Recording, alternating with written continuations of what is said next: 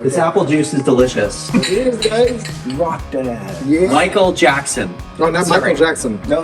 Michael Harris. He was born with a golden paintbrush in his mouth. Yeah. I think you're all cut off from the apple juice by the sound of it. It's fermented. Oh my gosh, I love it. Nobody told me that. So anyway, I had to beg to be on this podcast because these guys are so, booked up with big celebrity guests and stuff. He convinced us with enough apple juice to Yeah. make this Thanks to our happen. sponsor Oasis Apple Juice for this. We're talking about mimes. We're talking about band rivalries. Yes. We're talking about how paintings can change the way you think and feel. Yeah. We're talking about getting gassed in Turkey. Yes. Yes. Getting gassed. In Turkey. Not deliberately. Not at all. And beer bottled Yes. over the head. You will not believe the kind of content in here. We cover This is, Everything. the bases in this one. and as per usual, if you love us, give us a like and subscribe. Yeah. And if you don't like us, you can go to the next What? podcast. One more thing, we are not real. We're all AI. Oh, I'm glitching. Rock Yes! Rock dance. Rock dance. Rock dance. Rock dance. Welcome, everyone, to episode 7. Yes, lucky number 7 of the Rock Dads podcast. Today we have Michael Harris, Yeah. aka Joseph Michael Harris, depending on if he's painting or if he's doing music. Yes. So, welcome, Michael. Thank you very much, guys.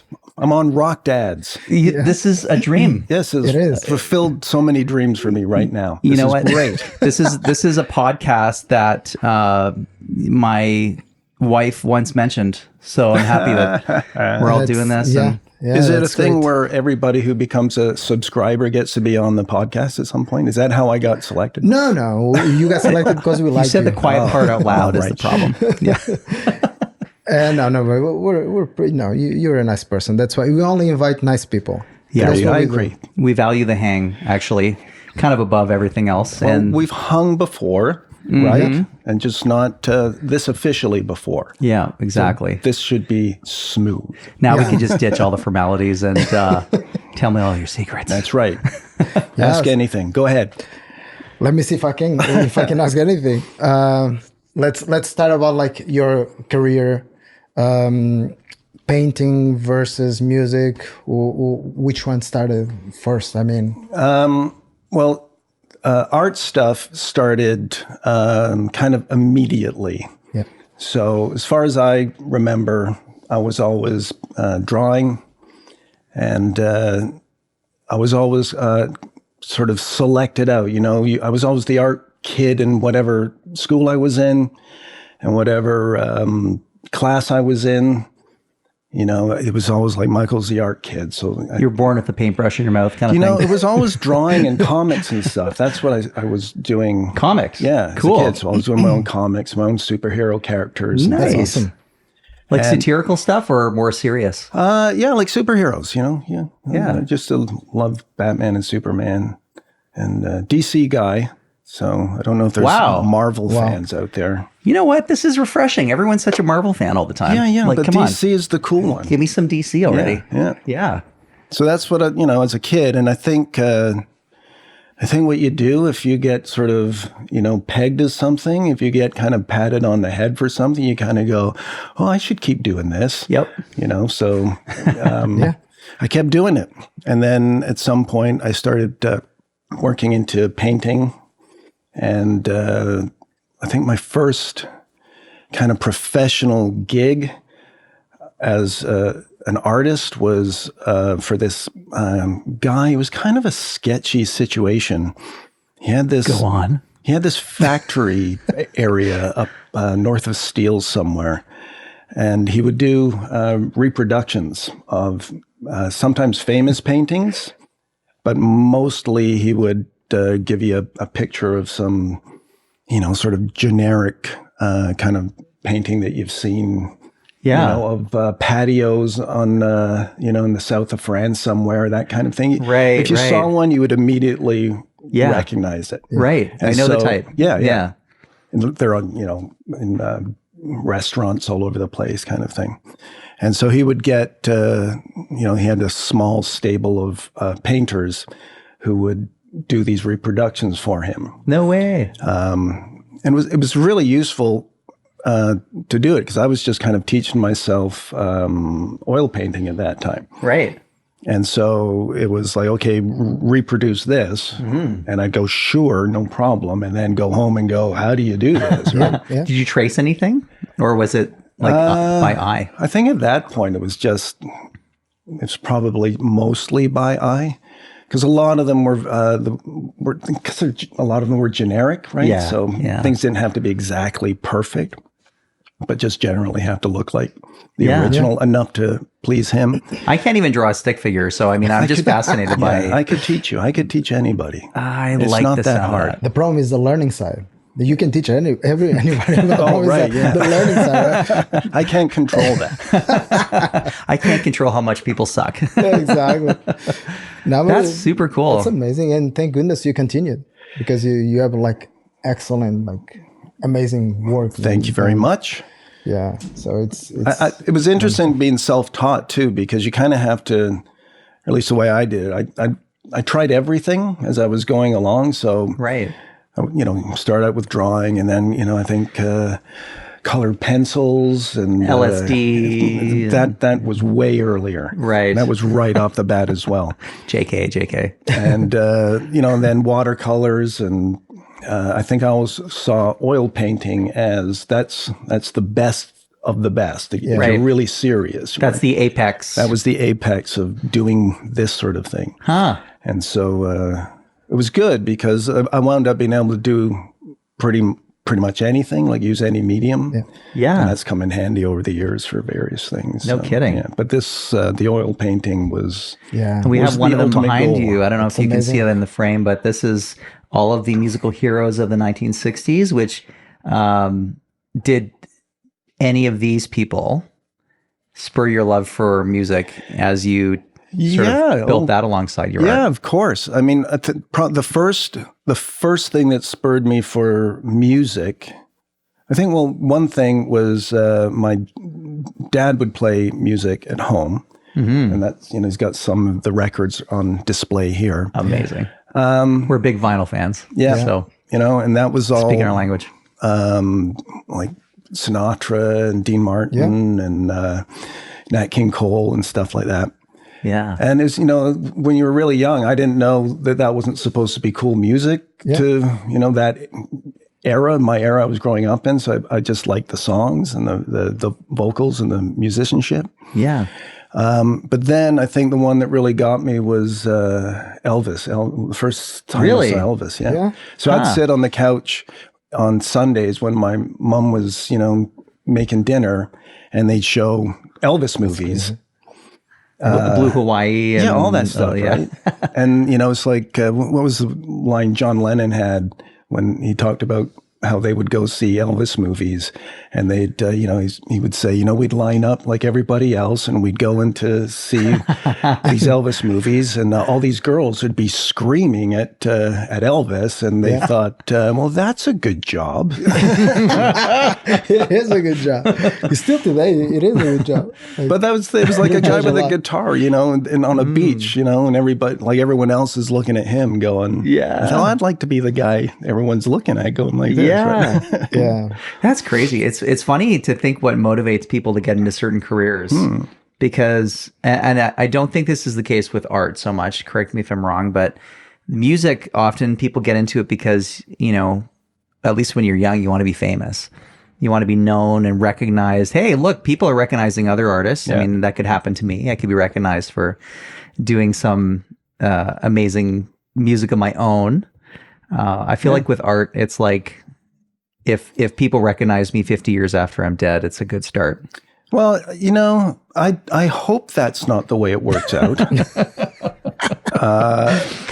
Art, it's similar. Actually, it's probably more accessible in a way because I agree with you on that. Yeah. Visual is so much easier and more immediate. I mean, even if you think about the speed of light traveling faster than the speed of But sound. I mean, even accessible to do it professionally. Really? Yeah. In terms of a career? Yeah. Really? Because, at least to me, I mean, maybe it was different for you guys, but, the music industry was, the ethereal thing that existed somewhere else, you know? Yeah.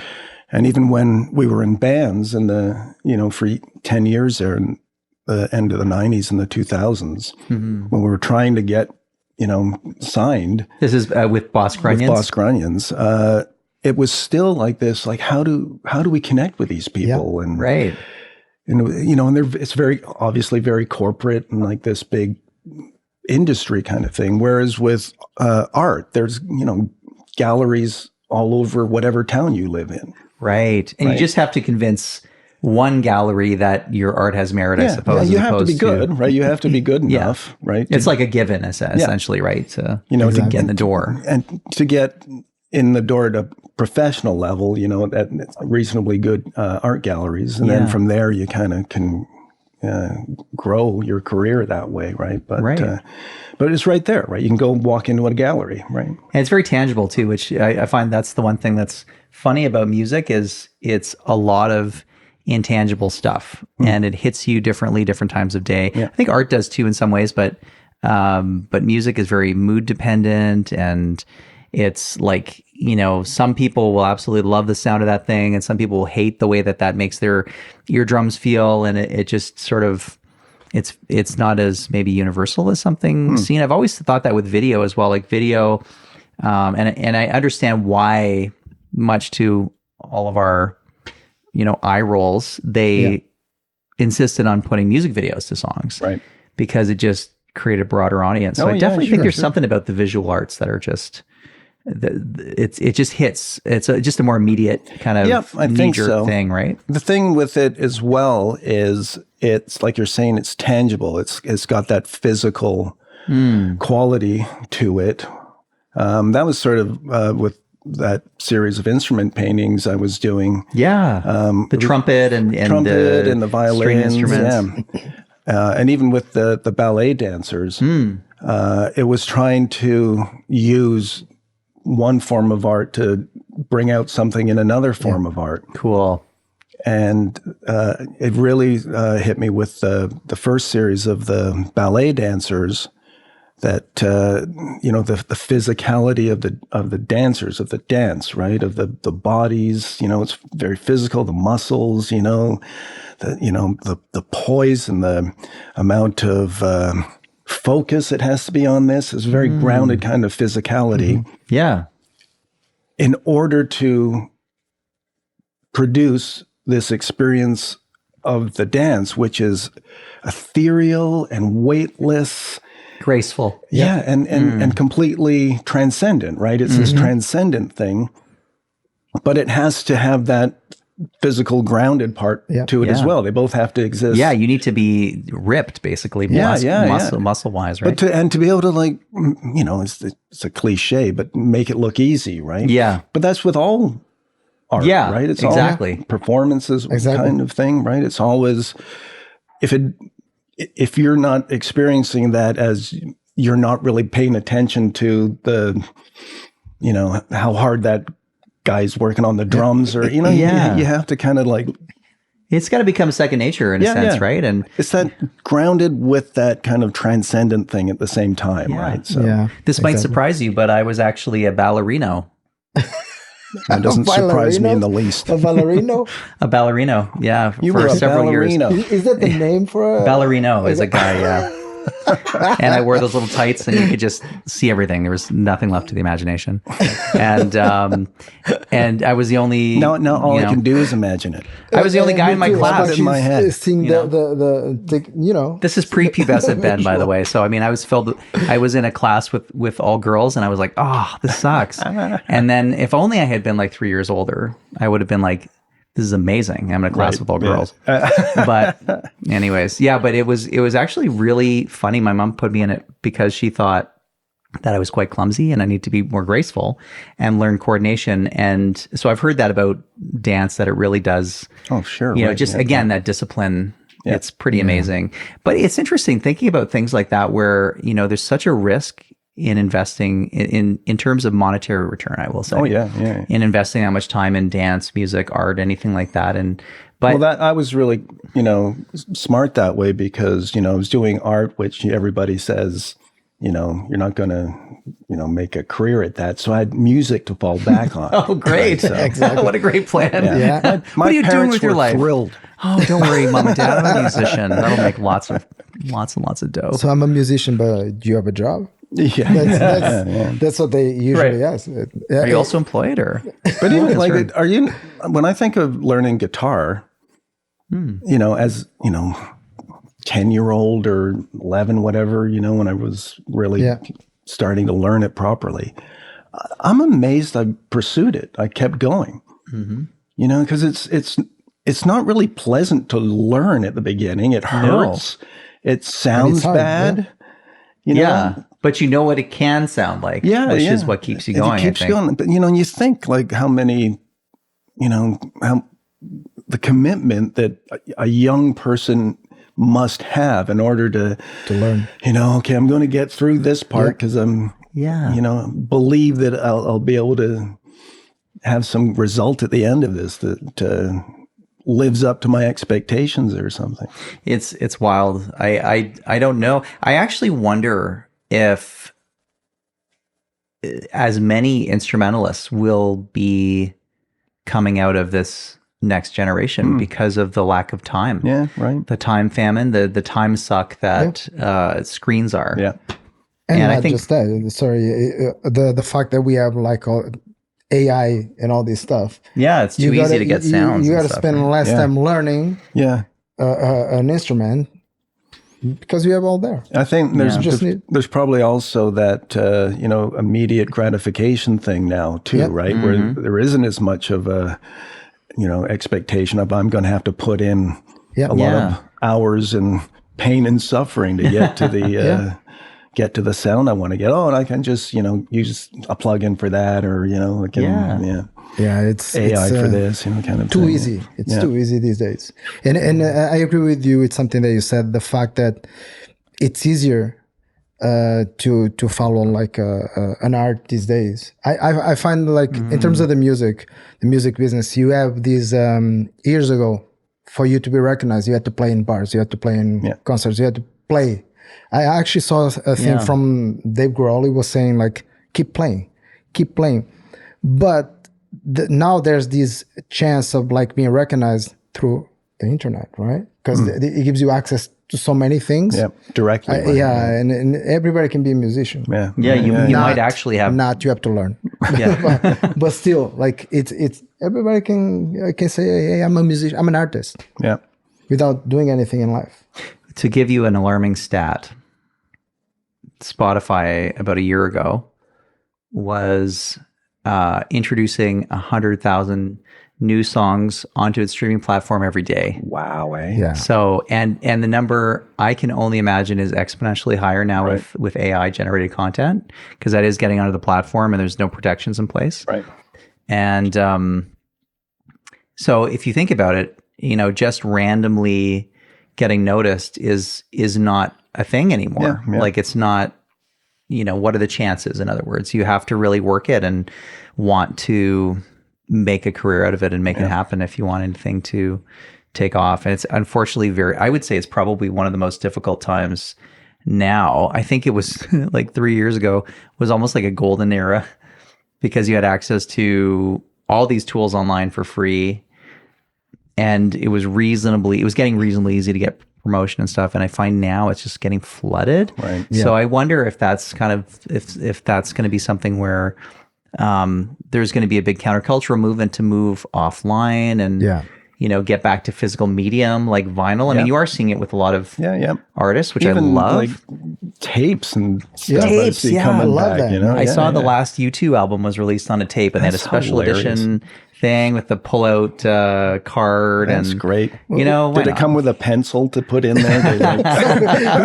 Remember we used to go like this to be faster, to do it faster? That was so fun. when the tape would come out? Going back to this Spotify thing, I was actually reading something about the new agreements for Spotify. Yeah.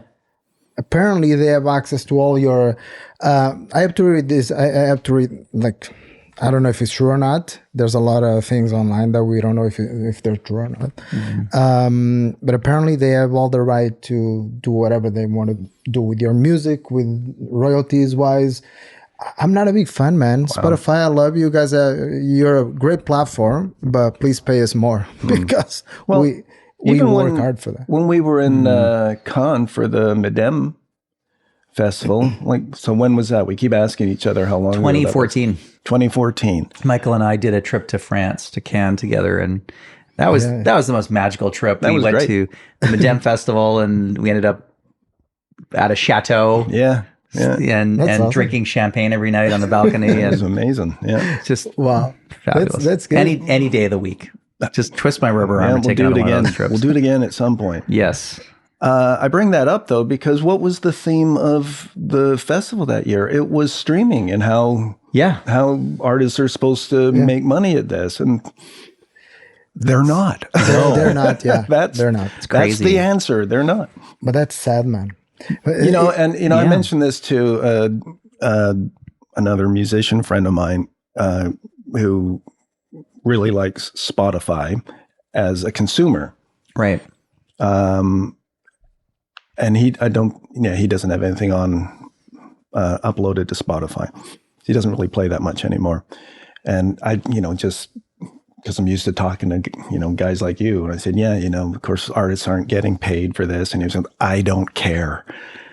Oh, he like, said that? Yeah. Because for him, it. it's great. It's like, anything I want, it's there, right? And that's normal people. Like the people who are using it, it doesn't even occur to them. They don't even know what's going on in the background, right? Like it's sad that we have to go through these in these times. It's not fun. No, it reminds me of someone who comes into money really quickly and can buy anything they want, and then after a little while they're just bored from having so much money. Yeah, right. It's kind of like that with music. Like we're given the riches of every piece of music you can imagine on our devices at any time. I don't know if you find this, but I get decision fatigue. Trying to figure out what to listen to. It's not as easy as it used to be. And then you end up going back to your old standbys because there's just too much stuff to discover. And I feel like because of that nature of unlimited supply, there's really no supply and demand market for regulating prices and stuff like that. Like I would even say, like if it was something where, we were given even if like a fraction of what we were getting in sales, but it's a many zeros past the decimal point of what it should be. And so you're getting this, no return. For anyone who doesn't know, you would sell a song online and it would be $1. You'd sell it for $1 on iTunes. And then Apple would take 30 cents and you would clear 70 cents. So if you sold 1 million song downloads, which people, they liked a song, they would download it. They probably listened to it 3 to 10 times. Maybe some people would get obsessed over it and stream it 50 times or whatever, but you'd buy that song. And people complained about that at that point because they weren't buying albums. But at least that was paying. Imagine 1 million downloads would have been $700,000. Now, if you get 1 million streams on Spotify, and that's just 1 million streams, like one listen per time, it's about $3,000 to $4,000 Canadian. So like that's a horrific difference. Yeah, sure. You're talking like 20 times less or whatever it is. Like it's a ridiculously low amount. So it's hard even to justify the cost of making the art, right? The time, the materials, all that stuff. And because it's harder to justify. So I think there's some advantage. I mean, coming back to your art thing, like in having an actual thing that you can hold in your hands. Vinyl, right? Hold it in your hands because it has worth. Vinyl is bad. This is amazing. Vinyl. Just that sound, and the ritual to it. The ritual. So we got this turntable 2 years ago or a year ago, and we hadn't dragged out the records or anything, and Chris fact checked us here. It was last year. Last year. Thanks, Chris. And Chris, we were in Australia 2 years ago, and she shipped out all of her old records back here. Great. Which are under there somewhere. But and then getting the turntable. It was just that whole process of putting this thing on and then, putting the arm down and sitting. I think it made you actually listen more, instead of just having stuff going on in the background. It was more of that sort of, I'm consciously engaged in some activity here. Yeah, 100%. And then you have to go turn the record over at some point. Yeah. And like you say, Chris, much earlier than you remember, right? You have to get up like a lot more quickly to turn it over. Yeah. I love that. You know, it's funny because when I moved to Canada 20-something years ago, I remember getting here and one day I was talking to my father-in-law and I looked at him and he had like a bunch of stuff in his hands. And he was putting that in the garbage. And I go, hey, what are you putting in the garbage? He goes like, this is Porsche's up, these things, nobody listen to this anymore. No, So right. he was tossing like these albums from my brothers-in-law in the garbage. So I said, hey, don't do that. Oh, wow. I'll keep them. So I the first time that I came here, I went back to Portugal because I just came here to visit my wife. I took a bunch there with me. The second time that he was doing the same, so I kept them for myself. So now I have a bunch of vinyl. Oh, great. That used to belong to them. Amazing. And now it's a bunch of stuff, good stuff that he was tossing out. Yeah. But for him, what is that for? It doesn't. Yeah, count. a lot of people look at it sure. as this old tech, but it's funny. I'm getting my kids into it. You're getting your daughter into it. I mean, they actually learn how to flip the record and put the needle on and everything, and how to do it carefully. And we're exposing them to a lot of good music. There are some new albums that we have, but we have a lot of old ones too. Yeah. And so going through, we have a big ABBA collection, Beatles collection, all that kind of stuff. For some reason, we have the John and Yoko wedding album, which I haven't listened to yet, but it has one song per side, and each song is about 25 minutes of I Can Only Imagine What. Yeah.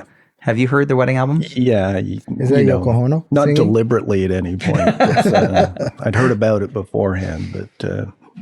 So even the with albums, the artwork, right? That was always amazing. a big part of records. You Yeah. would scrutinize the covers and Led Zeppelin 3 with the spin dial. Remember that? And then the pictures change underneath the little. Do you have that one? No, I don't have that. Such a great one. And they still sell the movable version they? one. Yeah, that's which is great. really cool. I have an early pressing one. Didn't Sticky Fingers have an actual zip on it? On Did the it? cover? There was something like that. Yes, yes. Wow. It's funny because this in the new artists that now they're coming up with these records. And I saw, do you know the Kid Youngblood? I think we spoke about this in the past. So there's a scene that he is like taking blood out of him, and they're putting it in between the album, the plastic. No way. Yeah, and then the guy from Aerosmith, what's his name? Steven Tyler? Steven Tyler, hey, what are you doing? He was like, I'm just taking blood. So apparently he actually did that with some albums. He actually put a little bit of blood in. Oh, no. So it's transparent, but you can see the blood going up and down. Ew. That's That's crazy, man. funny. So I don't Guys, know, man. okay, you can only take 6 pints today. And give me lots of juice and cookies so I can replenish for tomorrow's printing session. Like for my albums, the reason I'm bald, it's because I took all the air and I put it in That's between. beautiful. Collector's item. You start here, right, at the front, and then you move backwards. And make sure it's in the middle, too. It's just a piece here, but it's all good. It's a piece of me. Yeah. I was thinking also about the Spotify thing, because I didn't really use it very much for a long time. Mm-hmm. And again, from the consumer side of it, so for years, if anybody ever asked me, what new music I was listening to, I said, nothing. I'm not really coming across anything. Nothing that I am coming across is really standing out for me. Yeah. And then in the last couple of years, sort of using Spotify more regularly, it's feeding me, it's the algorithm thing, right? Yeah. But it's feeding things That you don't even... that I really like. Oh, that you like? I really that's like. Good. That's good. Because for me, it's the other way around. Is it really? Yeah. It's fitting me with That's things interesting. that I don't even like. It's probably because, do you have anyone going in on your It's account? Emily. Emily goes right. into my account. That would explain And it. then I get like all these Taylor Swift, Sabrina Carpenters, all these guys. So yeah, but you know what? This upbringing with the thing for these kids these days. we keep playing like Sinatra at home. Oh, yeah. I love Sinatra. That's awesome. I think their voice, you can close your eyes and you know that it's Oh, of Sinatra course. singing. Yeah. And we got He's Sinatra. Sinatra. Yeah, it is. His voice sounded like a trumpet. Apparently, that's what they used to say.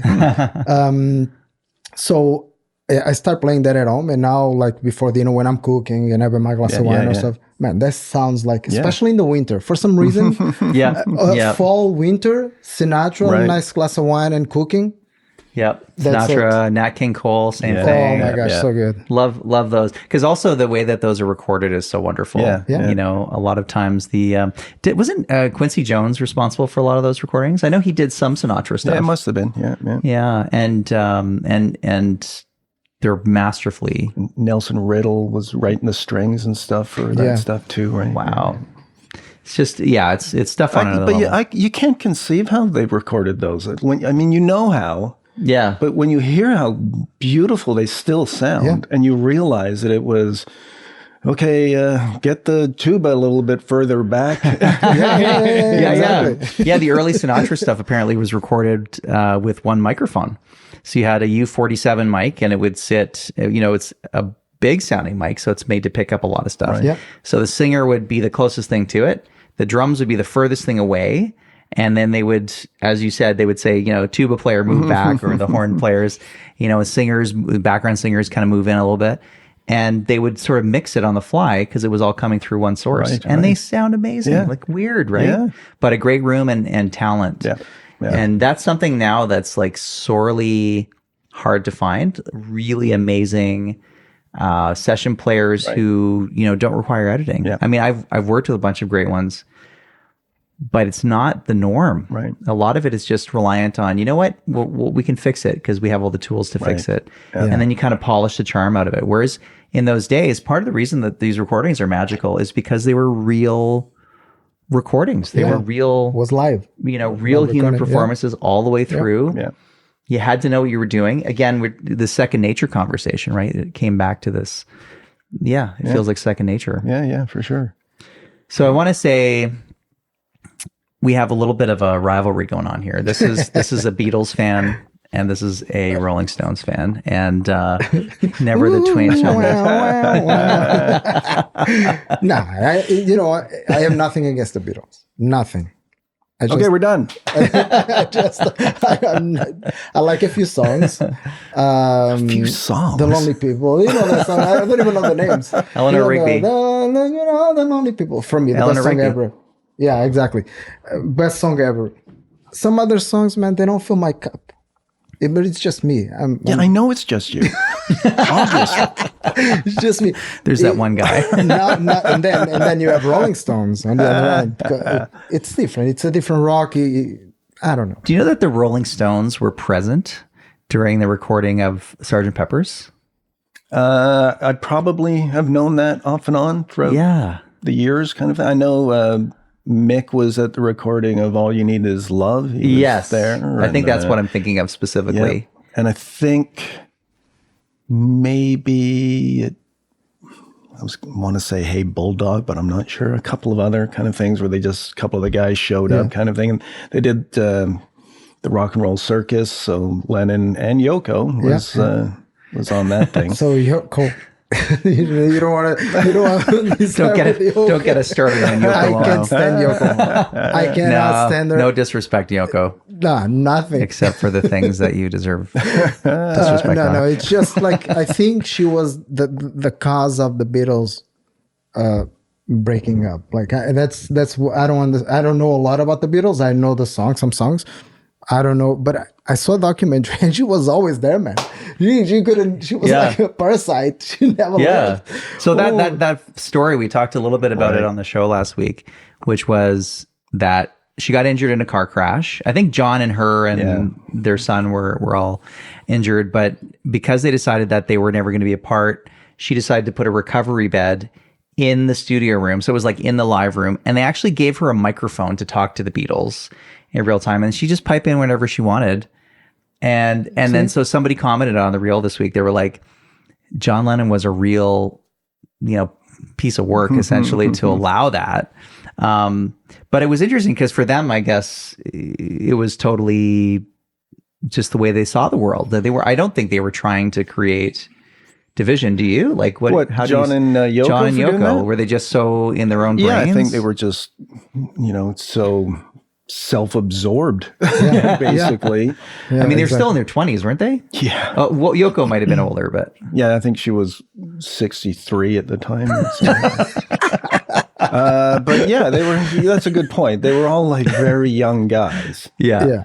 But still, I mean, you would know that there's 3 other guys here who are not enjoying this. you Yeah. know, And also, the White Album was already sort of in disparate pieces, like recorded that way, where you had, Paul McCartney, I think, played all the instruments on back in the USSR, if I'm not mistaken. drums too, I think. Drums, Oh, yeah, did? at least, yeah. And so they would go in, and it was almost like 4 solo albums in some ways.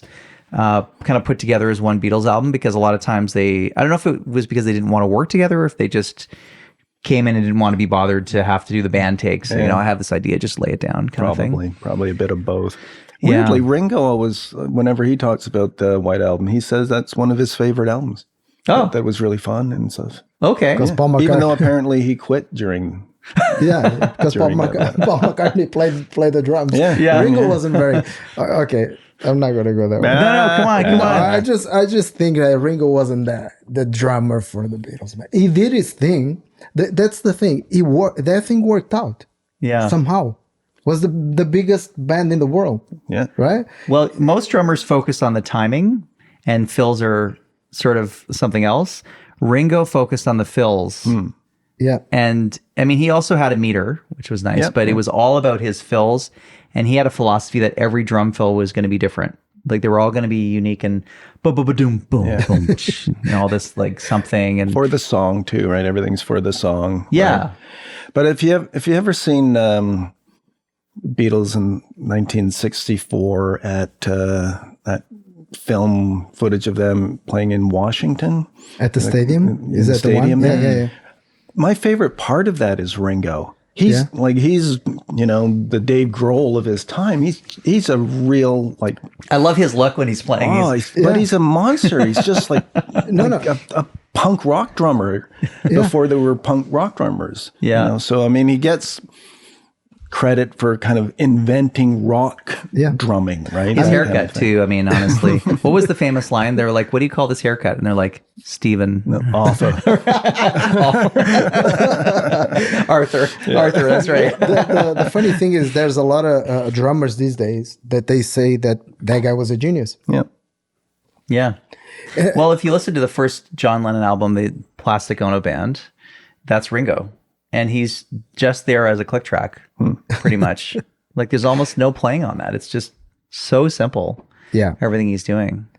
Still, Rolling Stones. But it gives me faith that even the Beatles and the Rolling Stones themselves got along. They got along. Yeah. Yeah, That's the most important. that was a manufactured rivalry between those guys, Yeah. Right. Yeah. I think it was UK against US at the time, basically, right? There was some bands coming out of US and Beach Boys. and they had to get together, like UK against US. Yeah. I assume that could be something like that. Hey, let's get along. But US media and UK media, they're trying to create this thing in between those Yeah, bands. it's just good for, Exactly. Yeah. selling records. Bad marketing. They is did the same still thing marketing. with when Oasis came out, because Oasis and Blur. Remember they right, had all that that. rival, Yeah. purported rivalry. I don't know if that was an right. actual thing, but it was blown up in the press. And then of course they called it the British invasion again, and it happens every 30 years. Yeah. By the way, we're due for another British invasion. Oh, that's true. pretty eh? much, Yeah. right? I hope so. So that'd be nice. I think like this year we're due for another British really? invasion, right? 65, 95. Can we all just 2025. go over to London and record something And then come back. come back as Yeah. That would be awesome. That'd just be a Canadian invasion. yeah, right. In UK, Canadian invasion in UK. No, but it's they UK created like amazing bands. There's Yeah. so many bands. Look, Led Zeppelin's, Beatles, Rolling Stones, you name it. Mm-hmm. They're all good, man. Yeah. I think it has to do with the weather too, apparently. Like the fact that it's always raining and they're always closed inside their houses Yeah. because it was cold. The creation of these songs, Like it they're was bored or something. I mean. Exactly. Yeah. Yeah. I've always, have you been to London? No, I just stopped there once. And I was In off Heathrow? Well, drunk. I was off drunk. That counts. Yeah, I got to London. Sorry, don't forget where you go. I got to London. I was already drunk from the plane. I got it to London. They go, would you like to taste a sample of whiskey? And I go, nah, 7:00 in the morning. So I was flying to Barcelona. So from there to Barcelona was another. Yeah, but it was good. Funny. Wasn't that when we traveled to Belgium the first time? We had a Stella, like the first thing we did when we landed. Wasn't that a thing? Well, I was going to say it was because of the time zones, but it was all the same time zones. Yeah, right? yeah, It's not yeah. like Well, for us, it was like 3 a.m, so it was still fine. It was There still it last is. call. Yeah. But Oh, man. You got to have some Belgian beer. I mean, You got it. You got to. it's the first thing you need to do anytime you land somewhere is you have to taste their local That's right. sampling. I agree. Right. I agree. That's what I did like on my vacation. Every place that I went, I tried the beers. That's what I did. Yeah, he just went to Greece Oh, great. and Italy and Turkey. And right? Turkey. oh, beautiful. Yeah. So I know you've traveled with Chris quite extensively in Greece, right? Yeah. And probably many other places. Together, not so much, but we met in Greece when we were both backpacking. Right. So, and then you guys lived in Australia together Yeah, for yeah, quite a while. So the Greece stories. So Vaxxo was telling me about a gas leak in his house. And then I said, I'm not even going to tell you anything about it, but ask Michael about his gas leak story. So you had a gas leak. Your last week. oven was leaking or something. There was a natural gas leak. in your my home place. here? Yeah. Oh, okay, right, yeah. So yeah, it was okay. We survived. I didn't light anything up, but I was about to. I was like, oh, it smells like gas. Okay, hold on.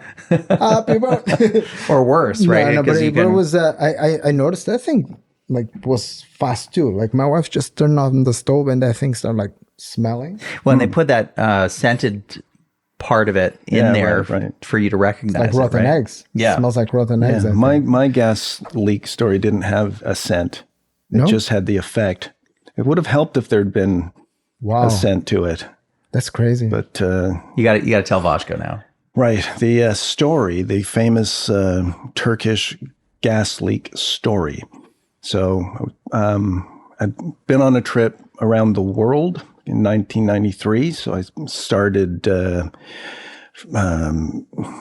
Hong Kong and went to Thailand. I popped back down into Australia for a while. Then I went to India, Nepal, Yeah. Greece, and then Turkey. And my friend came over and met me in Greece, and then we went over to Turkey together. Jerry, the drummer from Boss Grunions.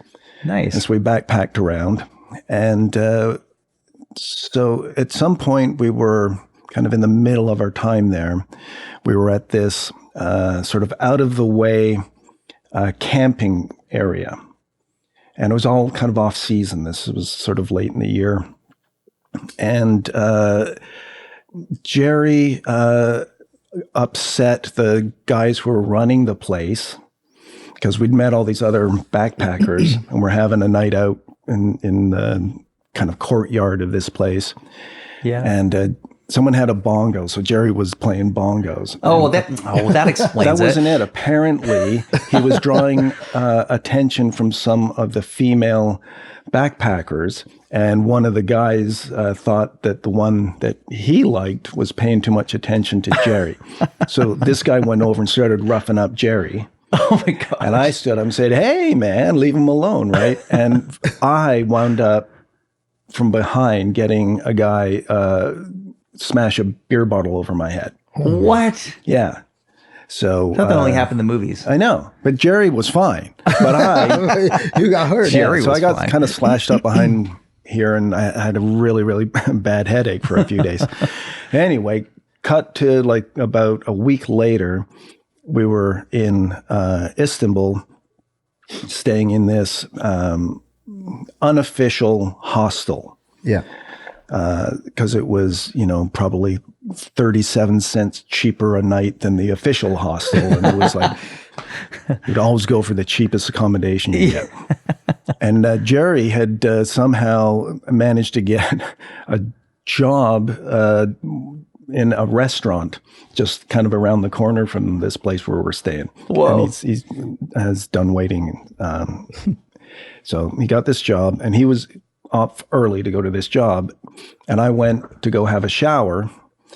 And I'm, in the middle of this shower, everything's fine. And then I start feeling kind of like dense in the head, like kind of like woozy. And I'm thinking, this is from getting smashed in the head with that beer Oh, you bottle. thought it was like a concussion or something. I thought this, I should have checked it out better. So, as soon as I get out of here, I'm going to go to the hospital here and get it checked out. Right. And so I went to shut off the water, and my arm was like going like this. I couldn't control it. No. And I thought, that's unusual. And then I fell back against the wall of the shower, and then I landed on the floor. Wow. And I'm, last thing is I'm lying there seeing the water coming down. And it just felt like being shut down, like almost like you're paralyzed or something. Yeah, well, just like, I couldn't move, but it was just, everything was just shutting down. And then when I woke up to Jerry's face, ashen face looking at me in the back of a van speeding through the streets of Istanbul. What? Wow. And I couldn't speak at first. I thought I was speaking to him because he was asking me questions. And I thought I was answering him, but I wasn't. So I realized it was really odd. It's like I had like a conscious moment where I said, okay, you've got to put your thoughts and your speaking together to make this work. And so I started speaking, and Jerry's like so relieved, right? Yeah. So eventually I found out what happened in between all of that, right? So nobody knew what had actually happened. Right. But it turned out that this other backpacker, this girl who was also from Canada, she'd gone down to,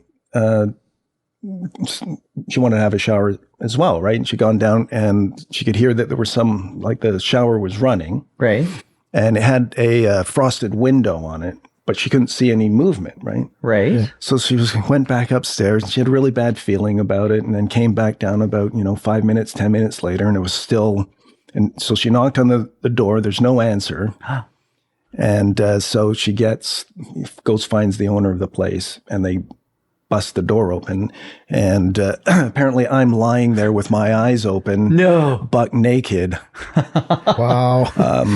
And then someone said, go get his buddies working at that restaurant. And so no one thought to say, go get his pants. But yeah, anyways. I know. Well, it gets worse, right? It gets worse in the embarrassment situation of this. So this is when Jerry enters the scene, and he said he kind of walked into the area where there was this guy from England who was a St. John's ambulance guy, is like taking a pulse, and he's going, there's no pulse. There's no pulse. What? And so Jerry's like apparently freaking at this point, and they were kind of giving him stuff to do to kind of stay kind of calm and stuff. Go get his clothes and go. That would have been helpful. So anyway, somebody had a car, and they said, well, we'll drive him to the hospital. And so they picked me up, and apparently I was like stiff. Like they couldn't bend my arms and they couldn't bend my legs. Wow. But they had to get me down this like twisting staircase. No. Oh, so I'm like a piece of plywood being brought down naked with my eyes open, going down these stairs. Holy. And then, so they put me in the back of this car. Wow. But my legs are sticking out the door. Because it's Europe. Yeah. Or it's Turkey. Close enough. And so they're like trying to show they can't get me in kind of thing. So somebody else had a van at the official hostel. So they went around and they found that guy. Right. And they're like loading me into the back of the van like, a piece of meat or something. Wow. And apparently as they were loading me in, I grabbed Jerry's wrist. And he was like, but I have no memory of any of this. Right? Yeah. And so nobody knew what it was. And it turned out that girl who I guess saved me, right? Yeah. When that was all over, she went back into to have her shower and she started feeling it as well. But she got out right away. And so what it was is that they had the water heater, this gas water heater in the same room as the shower. No. And so it was leaking as you were taking your shower, right? And so, Oh my Wow. gosh. You're That's lucky to be crazy. alive. yeah, I think so, eh? You But I know? didn't have like a near-death experience. I didn't get the tunnel or any of that stuff. I Probably thought- didn't go far enough down. Yeah, maybe not. eh?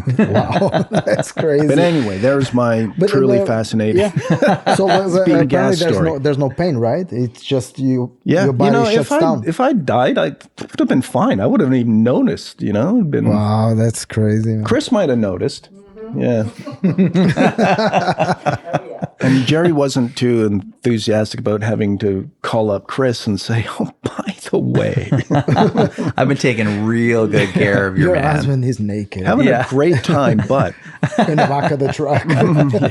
He's just a little damaged. Just a little I think bit. he drank a He'll little bit. heal. He'll heal. Yeah, that's dangerous, man. That's dangerous. So for me was we smell it right away. Yeah. So, but we've been smelling that thing for a year. Oh no, really? I'm like, oh, it smells a little bit like gas. Yeah, and my wife's No like, wonder oh, you started this podcast. Yeah, I don't know what's going to happen tomorrow. But it's funny because we've been smelling that thing for a year, more or less. The guy went there to fix the stove one day. Yeah. And then, I don't know if it moved. I don't want to judge anybody. It's his job. But as soon as we called the Ambridge, the guy came in. Yeah, open the windows. You know the Ghostbusters movie? Yeah. He had like a machine like the Ghostbusters. No. He was like, come with me. See the numbers here? Beep, beep, beep, beep, beep, beep. And I'm like, oh, we have a ghost. Did it actually raise like No, that? I'm just- That would be so cool. No, but he had stuff like it was a machine like Ghostbusters. It's like it's right here, and he's talking. He was like, I can hear what he's saying because I think kept going beep beep beep beep, and he was like, I'm going to explain to you beep beep beep beep. I'm sorry. Excuse I don't me. hear anything. No, but he shut off the gas, and now we're electric. We're all electric. That's good. We have a Tesla home now. no, that's right. Oh man, I shouldn't scare you, but there is a Tesla battery that exploded in my neighborhood in No way, Collingwood. really? Yeah. Yeah, right across from the school. I don't know if it was like one of those like charging ones or if it was in a car, but it just exploded and the whole garage went up in flames. And so, I'd be worried all the time. Me too. right? Yeah. I know. I mean, they obviously aren't all exploding all over the place, but No. enough of them do that you kind of. It's kind of like flying, where it's like statistically the safest mode of Yeah. transport. Excuse me, until it isn't. Yeah, But exactly. Right. when lithium explodes, it's not like a gas explosion. That thing burns, keeps Yeah, burning. that's in your Yeah, they right, can't too. put it out, Yeah, right? yeah, They yeah. can't put the fire out. No. That would really concern me as well. Yeah. That would really concern me. That's why I'm not So a big fan of electric cars, man. here we are. We're a bunch of petrol heads, Yeah. I think, Bunch of Luddites. Just the smell of gas. Gasoline. All the environmental people descending. You know what? I like to be unsubscribe. environmental. I just happen to like gas cars. Yeah. Yeah, You know? Is that so, they're better. you know? Let's put it that way. They're better. I have this thing of like, if you don't have a gas car, Yeah. you have like a scooter. Like, Yeah, that's like a scooter or a vacuum. You know what I mean? Like, I don't know. But then know. again, you like the Rolling Stones more than the Beatles. So Yeah, explains everything. Really, one of you guys should have been batting for electric cars, and then we that's could have true, really man. had it out. But if I had to choose in between Rolling Stones and Bowie, I will go for David Bowie. Not because I have the shirt on. He's not Bowie's pretty cool. because he was different, man. It was he there was like when David Bowie came in, it was like a revolution in the music. He was dressing differently. He was doing everything different. That was very interesting to me. He was really countercultural in some ways, but he represented the underground culture, I think. the theatrics and miming. Imagine miming. Yeah, like how did he make miming interesting? Yeah. Sorry to all the mimes out there. I've just offended us. The mime community. There's a community for everything now. Don't the Beatles have a song called "I Me Mime"? Jeez, oh man. I don't know, Puns. The puns. It's a deep cut. It is.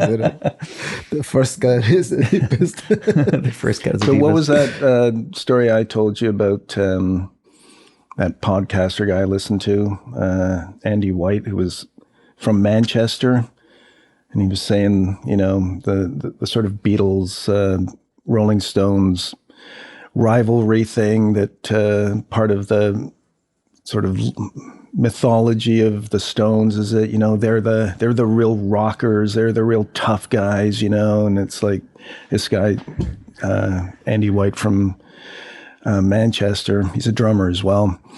He's saying this is just not true. It's like the Beatles were like, working class guys from Liverpool. They were actually the tough guys. Yeah, they'd gone over to That's true. Hamburg when they were 16. And the Stones were, they were like university students from London. If there was ever a fight, it'd be over. That's true. That's true. Don't touch me, man. That's Mick Jagger. In case Here's you're another wondering. one. I'm really on the Beatles Rolling Stone another rivalry thing. now. Right? Let It Be, Let It Bleed. Whoa. Right? That's true. That's actually. Whoa. Sgt. Pepper's. What's the album? Her Satanic Majesties. Yeah, comes right out. They look the same. Yeah. The covers almost. Yeah, Except one of them has more that's wizard right. hats. That's but true. otherwise- And we know which one has the more wizard hats. Right. Yeah. So what I'm gonna do when I get home, I'm gonna listen to all the albums of the Beatles. There you go. Really? To see if I like it. You know what? That is actually how I started liking the Beatles. Was just going through, because there's so many deep cuts, and I found. Do you know that compilation called One? Yeah, yeah. Right. So that was one that we played quite a bit in the house. And I remember as a teen listening to that, and I would hear kind of the big cuts that everybody hears, and that was for the majority what I knew about. And then when I did this deep dive, somebody gave me a CD-ROM with all of the Beatles albums, and I listened to just all of them because I was curious. What are all these songs I don't know about? Yeah. And it really gave me a different appreciation for them because they became much more interesting than that sort of superficial thing that everybody knows about, the hit songs. Yeah. For which there are many, obviously. Yeah. But even weird It's also, stuff. with the Beatles, especially those hit songs, they're so in the consciousness. So you don't really listen to them anymore, right? You don't really hear them because you know them so well. Yeah, it's part of your Yeah, That's true. It's like pop when culture. you hear someone do a cover of a Beatles song without trying to mimic the original, and you hear the song again. It's Yeah. like, Yeah. oh wow, that's a really great song. Yeah. Yeah. I still think Yesterday is one of the best tunes. That's such a simple and easy song to listen to. It's a good example of a very clean, satisfying. Well, that's the other thing. Like that's an example of like one of the things that they say. I've turned this into a complete Beatles show now, haven't I? That's We were hoping we would. They always say like, so the early Beatles stuff, it's really simple, and it was later on they got very complex in their songwriting. But if you've ever tried to play early Beatles stuff as a guitar player and to sing it while you're playing, it's still very complex rhythms and chord progressions, and the melodies are amazing. And does anyone actually know what that chord is in Hard Day's Night? Yeah. Good luck. Yeah. I think I'm not sure if AI has deciphered what that is exactly. I've heard people say what it is, but I can't remember what it was. It's a great chord. I don't even know the name of the chords I use. It's been a hard days, Yeah, I do have an album, a Beatles album, which is Sgt. Pepper. Oh yeah. And that's great. But I don't have anything else. So now I'm going Now I feel like I picked on you for... no, Maybe you'll convert him. Yeah, maybe. You never know. I like this because you talk to people about different bands. Like Yeah. He might like the White Album. Do you think? Yeah, maybe. Like would it's listen to it. really It's kinda like it's raw, right? It's Yeah. So I have a friend. I don't see him for long now. Used to have a band in Toronto, Melly Grove band. They got very popular. Okay. Or they used to be on MTV and all that time, and then they broke up. But they used to love the Beatles. They used to get into these things. They used to work with me at the time. We used to get into these things about the Beatles, Rolling Stones all the time. Man. But yeah, he has a point. You have a point too. I'm gonna start listening to see if I like it. Yeah, yeah. I'm Hey, not saying that I don't. I'm not saying that I hate them. yeah.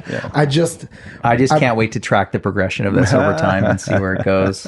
That's what I'm interested I want to see like the season 2.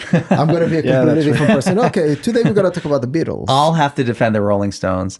I will say though, the first song that ever really hit me as a kid was Satisfaction Oh yeah. Yeah. by the Stones. And listening to that in the car, I remember on a road trip and that came on the radio and I was like, this song is just so amazing. Like it gave you all the feels. Yeah. But I just think, again, it's the British music. British music from, the Beatles, Rolling Stones, David Bowie. Absolutely. Look at just the cultural movements that started. Yeah. For example, Led Zeppelin. I'm now talking about the Rolling Stones against Beatles and Led Zeppelin. They had the same problem with Deep Purple.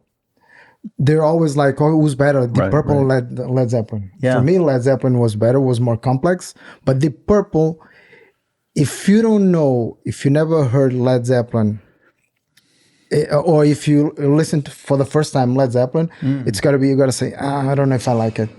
If you hear the first time Deep Purple, you gotta say, oh, these guys are amazing, because the songs are easier on you, like in your And ears. then over time, does that change? And that change. For example, I used to be a big fan of Deep Purple. I grew up with Deep Purple, but I grew up with Led Zeppelin too. But it got to an age that I was like, oh, these guys are actually better than these. Yeah. and I got into Led Zeppelin like that. But I have to admit, this is very embarrassing, but I actually only know one Deep Purple song. Smoke on the Water, is it? That's the perchance? one. Yeah. That's how did you know? I took a wild guess. Yeah, it's no, they have good stuff. They have very good Good stuff. albums. I'll have to actually give. I mean, it's like that an album rock- I've listen. got Machine Head. That's the only album I have. Yeah, That's the one with Smoke on the Water's Yeah. on that.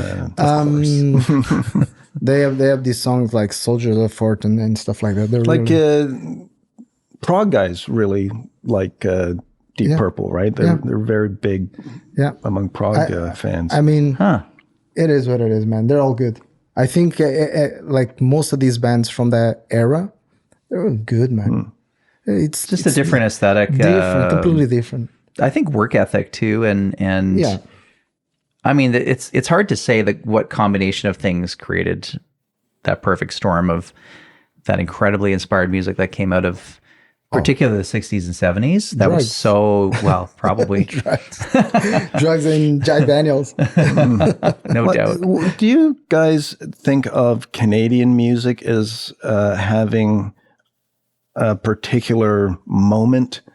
Yeah, That's to me, a really good question, actually. In the like the 90s, early 2000s, Yeah. it seemed to precisely.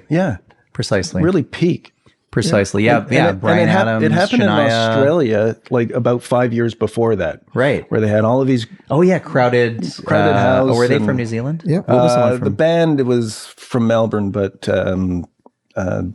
Neil Finn was from New Zealand. Oh, okay. That's what I'm thinking of.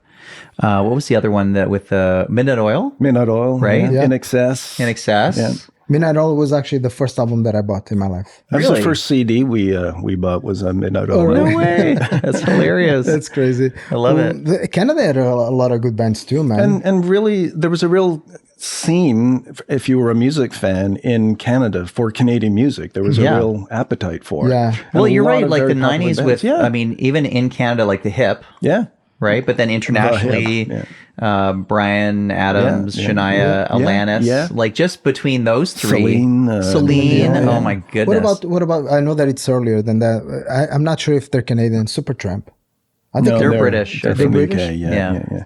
But I mean, the used to- earlier Canadian invasion is incredible. as well, right? Yeah. It's Joni Mitchell, Gordon and, Lightfoot. Gordon Lightfoot, and Leonard Cohen, and I really like Lightfoot, actually. oh, I love him. Yeah, it's great. He's, Does your mother know? Does my mother know what? That I love him? It's just, there's a song called "Does Your Mother Know?" Is there? Yeah.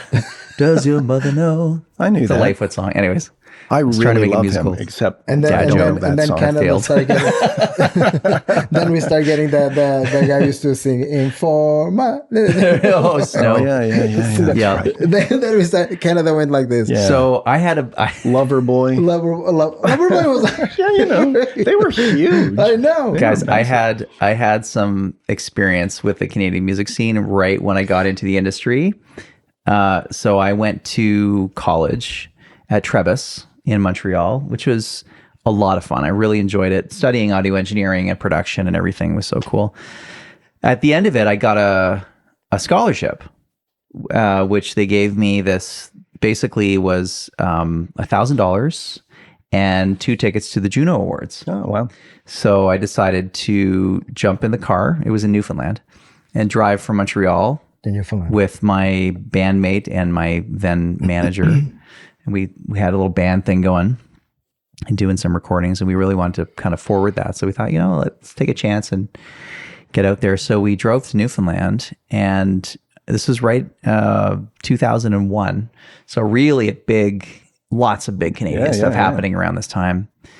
And I got to meet some really interesting people, including Snow. I got to meet Shaggy. Oh, Shaggy. I got to meet Ron Sexsmith, Diana Krall. I remember being at the buffet table and like bumping into Diana Krall, and she's just getting chips and salsa. She's like, "I'm so sorry," and I'm like, "You're human too." But it was really cool. But it was interesting because this was the first year that I think Nickelback came out on the scene, or they were just kind of blowing up all across Canada.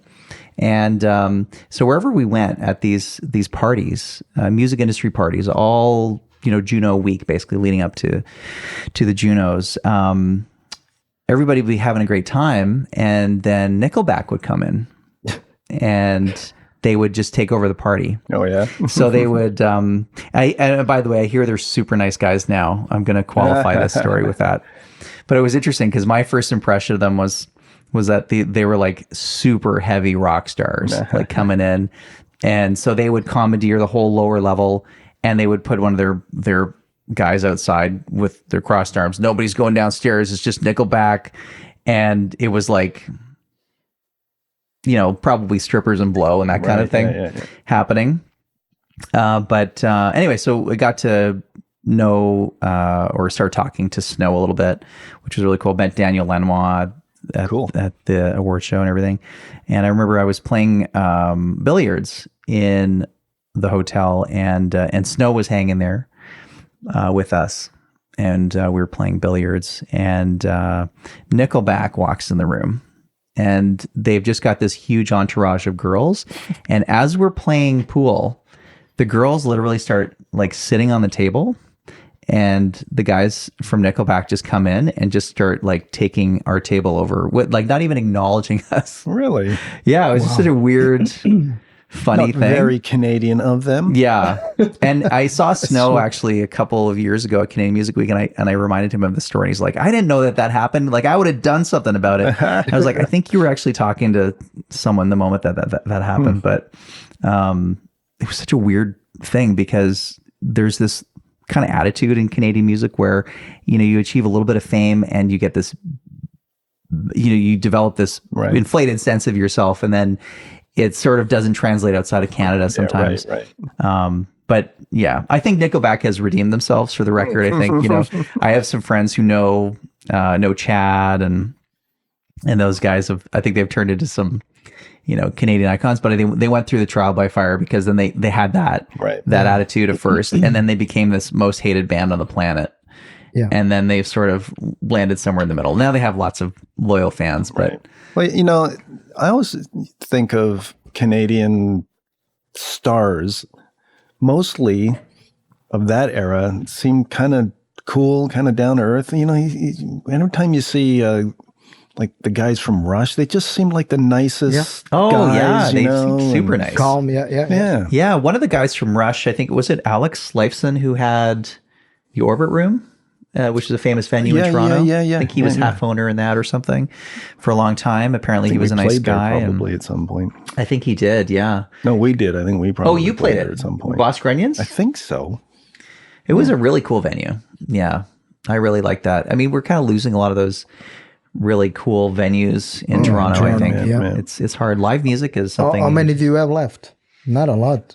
Well, no. I mean, you have to go out and actually support live music if you want it to survive, too. And Absolutely. I don't know if you found this like in your time in the 90s doing in early 2000s playing with your band in Toronto. Did you find that it was hard to get people out to gigs? Or was the scene more supportive at that time? I think it was pretty good at that time, you know. Depending on what night you played and what club you played, I think. So like planning it smart. In other words, like, I'm going to play on a night where I know people are actually going to be at the venue. Our experience was you played on the night you could get a gig, right? yeah, exactly. Right. And if, you played at the Horseshoe, you would start there on a Wednesday. And if you were good, you would get Fridays and Saturdays at some point kind of thing, right? So, yeah. It's funny, too, because, I mean, with so many of those live venues, bar venues in particular, they want to sell booze. Yeah. That's how they make their money. And if you're terrible, you're driving people away. Yeah. Well, they used to say, they would tell you, you have to bring out like at least so many people. Right. But they will pay or you won't come back, And it's like, Right. I'm not sure if we ever brought out whatever that number was. Well, maybe we you're- must have at some point, but we kept coming back. They so. just bought a lot of beer, your audience. Yeah, maybe. that's probably. But around that it was time- the band after our tickets went out. Did you have that? Like if you played someplace, they would give you like 5 beer tickets for. Yeah. 100%. That's weird. Man. Did they pay you at the time or they didn't You'd get pay? a portion of the door. Oh, okay. Yeah, man. Because Just picture it, a guy like cutting a piece of the door off and handing it to you. it's funny because I talk to my buddies in Europe, and they all complain that the bars, they don't pay like they used to pay, and the venues, they don't pay like they used to pay. But now listening to this, it makes me think we're like in a good place in Europe. Because I remember playing with my bands, I always got paid. Yeah. Always got. I got to a point that I had a job and I was playing with a band almost all night, and I was getting paid. Well, Really? That's different. That's I've never heard of that. here is how it is in Canada. I'll tell you right now. Okay. Pull up a chair. So Gonna get the Tell me straight ready. goods here. you ready for this? I'm Band, ready. here's a gig, guys. You want to play this gig? Okay. It pays $25 a person. All right. It's a 3-hour drive from here. We have to set up our own PA and bring it, and we have to tear it down. There's another band that's going to use the PA as well. They don't have their own equipment. And everyone is going to get 1 beer ticket, and we have to bring a minimum of 50 people. And then at the end of the night, we might be chasing down the owner to try to get paid that $25. And there's no gas money provided. I think the last time Rock and roll. Yeah, this unfortunately, it's. I've played gigs like this. I don't know why I have. The only time that I've learned my lesson. Of course. The only time that I didn't get paid this was when I did the fundraiser last year in Portugal. Okay. When I went there on purpose to. Yeah. But that's a fundraiser. Different. Yeah, that's great. But I remember I always got. Look, it's an art. Why not getting paid? I understand here, and as a independent artist, I'm going through the same thing, like everybody else, right? With the venues are closing down, there's not a lot of places to play with bands. Everything is getting more expensive, and the money coming into the band it's less. Yeah. But I think it's an art, man. I think now I'm gonna go another direction. I think the government, it's an art. It's Bloody music, government. like painting, like all these things. And like the government should help artists more and more. And I know that there's funds. There's a lot of funds that they're using for other stuff that's maybe doesn't make any sense. but I think we should get like funds, more funds to any type of art. Yeah. You know what I mean? Not just music, like theater, like Canadian movies. They should get, you know what I mean? Like, Yeah. we should get like, There's never enough funding to the arts, and I feel like there's not enough protections in place as well, because we've let things happen that have diminished the value of particularly music, in my opinion. Like, it's just tanked in terms of the value. People don't see it as a valuable thing. They look at it as like good exposure for you to make music, and then maybe you'll sell some T-shirts or something. Yeah. But it's such a backwards thing. It's like respecting the work of art itself would be really great, I think. Yeah, I mean, I'm kind of conflicted on that, the idea of the government funding art, because government-funded art isn't necessarily good, because you have to appease the government to get the funding a lot of the time. that's true Yeah. too. Yeah. We've seen how that works often in Canada, haven't we? Yeah. There's been a few. Well, it's that whole thing of, you know, there are interests attached to any paycheck.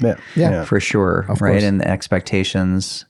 That's an interesting thing. So as an artist for yourself and ourselves, we're sort of charged with, as our friend Crocky would put it, Yeah. sort of having to look at and evaluate and comment on what's happening around us.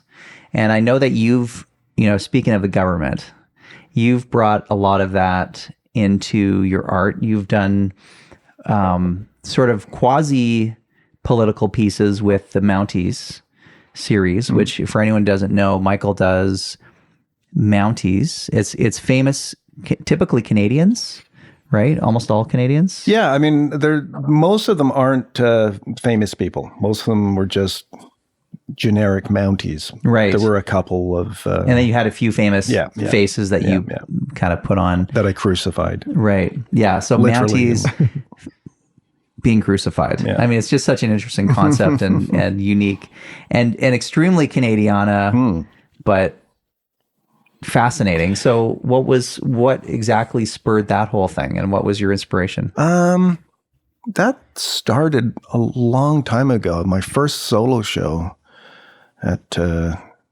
Peterson Gallery in Yorkville was all Mounties.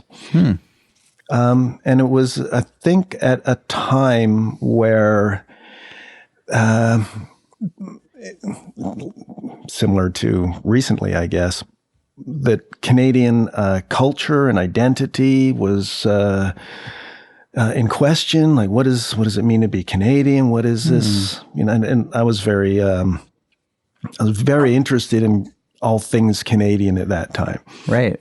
So I was reading, Canadian authors. I was seeking out Canadian films, Canadian thinkers, and music and history and all that kind of stuff. So I was kind of in that whole kind of mindset.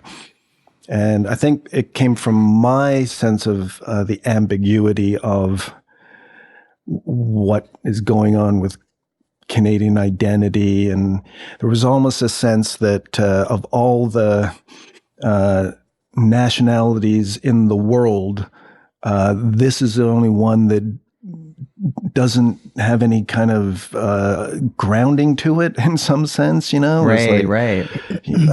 So I think that's what it was, right? And the idea of the Mountie is that, instantly iconic symbol of Canada and Canadianness, crucified. To me, that just put that sense of just the intensity of that ambiguity, if that makes sense, in an image. Interesting. Yeah. And so then it elevates it in a sense too. Yeah. It was also, I had a review at the time, a couple of reviews, and one of them said something really interesting about it too, about the series, was that it put Canadian art in the context of Western art. Huh. Right. And, the traditions of Western painting and things, right? And then I would put the Mountie in different situations. So there'd be one on Bay Street was one of them, right? Okay. With people walking around underneath this crucified Mountie. So you're kind of putting these images together. And again, so much of it is it's an interesting image. Yeah. It's unlocking or saying something to you, making that image. Right. And then you put out there and you see if it says something to other people. Right. And, specifically, I wanted to do things that resonated with people from here, or people who live here, Right. Yeah. Because there wasn't a lot of that. I'm not sure if there was a lot of that now, right? But at that time, there wasn't a lot of, reflect, like, what's going on here? Yeah. Yeah. I'd like to officially welcome you into as the 8th member of the group of 7. Thank you very much. Yes. Could be the 9th because Tom Thompson. Oh, was we don't talk not about him part of the anymore. group. Come on. That He guy. did inspire them. Dude.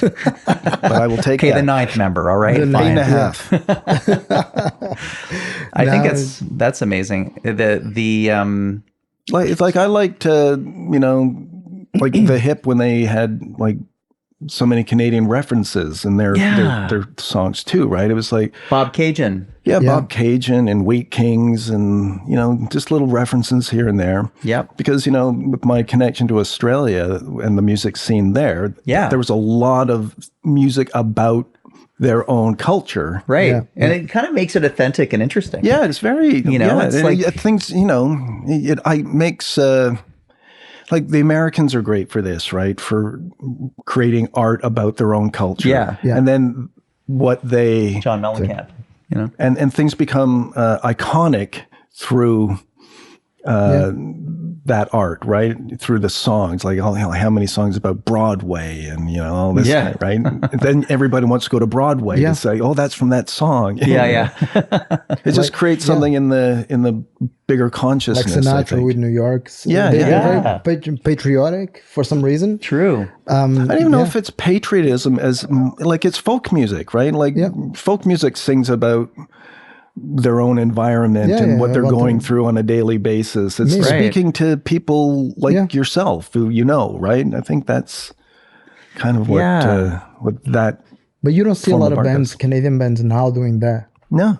Well, No. I think it's a lot of people trying to please other people in terms of Music. I think this is what people want to hear, or I want to make something as universal as possible. And this is something I do see in a lot of artists. Oh yeah. And I really like when it gets more specific. And that's one thing like a really good folk artist will do. And even now there are some really great ones who just have more storytelling, and I really I adore that. There's you're saying something, you're painting a picture, and how are you able to properly paint a picture? Well, you've been through the experience.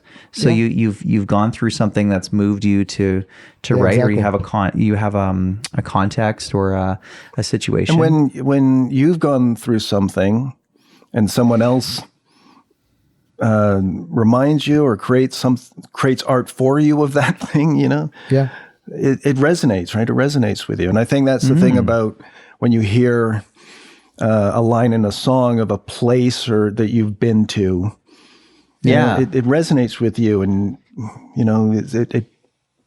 I guess that song becomes like more part of you because it's here with you. You've been there. And I think,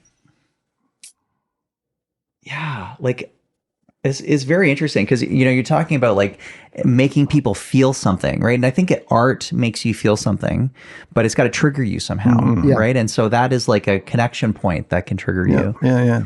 And when I was in Australia the first time and getting into all the music that was popular there at the time, it had, from an outsider, hearing local, like pretty big popular artists sing about their own culture place, Yeah. And even from an outsider, it made it iconic to me. Right. About their place, Yeah. And so I think after that, I did a lot of that in Boskronians or some of that, like trying to work that into my own songwriting as well. I love that. Yeah, it was really That's cool. awesome. And it's natural too, right? It's like, of course you're going to like Sing about Bloor Street or whatever. Yeah, Exactly. Yeah. Exactly. I noticed the same with Europe. It's happening the same. There's not a lot talking about like, or creating something about the country that they're in or that they were born or whatever. It's more what the radio wants you to listen. They don't. They don't care. It's just okay. These big corporations, they go, I'll pay this money and we just play this. And your ears, they it's gotta safer though, right? Exactly. Yeah. So I don't see a lot of bands in Europe now, and no, well, I'm more Canadian now than European soon, but but I don't see that happening there too. Right. It's disappearing. Yeah. All these older bands that they used to write about. Okay, yesterday I had food at the market on College Street. They're not up. It's not happening again. You know what I mean? It's that everything's generic, right? Absolutely. Everything becomes Very square. washed out and generic, Yeah, right? very, very square. So you got to That's listen. even true of the places, right? So I always say to Chris, when I first started going to Australia, you really had a sense of being in a different country. Yeah, Right. You know, it's like absolutely. obviously very similar to our culture here. Yeah. Springs from the same, but it because it was so isolated, it had its own version of everything, you know, kind of did its own thing. You go there now and it's just like everywhere else. Like, Yeah. The especially the worldwide unification obviously started happening in the 90s with the internet. Yeah. And the cultural lines started blurring. Yeah. And now I think with social media and everything, it's it actually I feel like there are still strong cultures, but there are a lot more homogenized ones than there ever were. Yeah. And I think it's the big cultural divides you see are maybe across language barriers and things like that, or if there's a really big group of people, like you know, India has a really strong culture still, I find, and but even that's getting more Americanized. But you know, China has a really strong culture. But then it's like all the Western countries are sort of a blob almost, aren't they? Yeah. You know, Africa has lots of different culture. You know, there's that too, Spain, and they do it very well. Spain, they're very loyal to their culture. They even on the radios, you listen, like if you're in Spain, you can listen like almost all day Spanish music, which is good. And it's all different than stuff you're hearing elsewhere. They still play whatever it's in the market internationally, but they're all about their stuff too. That's cool. And it's so close to Portugal. Portugal is completely different. Wow. We're very similar in certain type of things. Well, if you go to France, France is completely different from those two. Yeah. I would say France. Yeah, France definitely also stands apart. It's all these like hard-headed cultures like, come on, we're going to like, you know, we're going to dig our feet in and double down on this, right? But it's I find it interesting.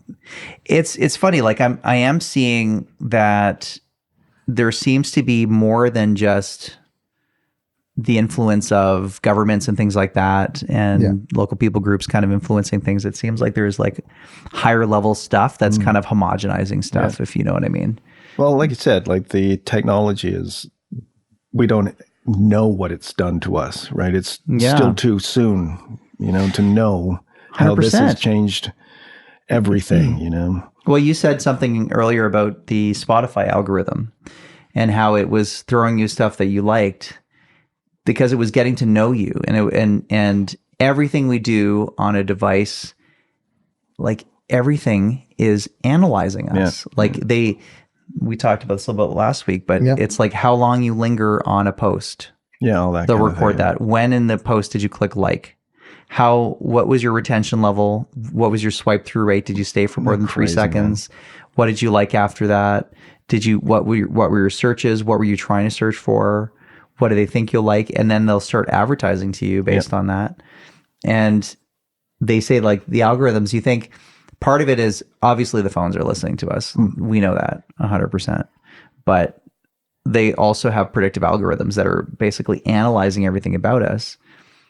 And, you know, there's basically an avatar version of you out there that exists that has all of your profile. So with the Spotify algorithms, I assume what's happening is it's simply looking at, okay, the previous album Michael listened to, maybe the tags in it are R&B or, female singer or whatever. And so it's feeding me that something with the same tags in it.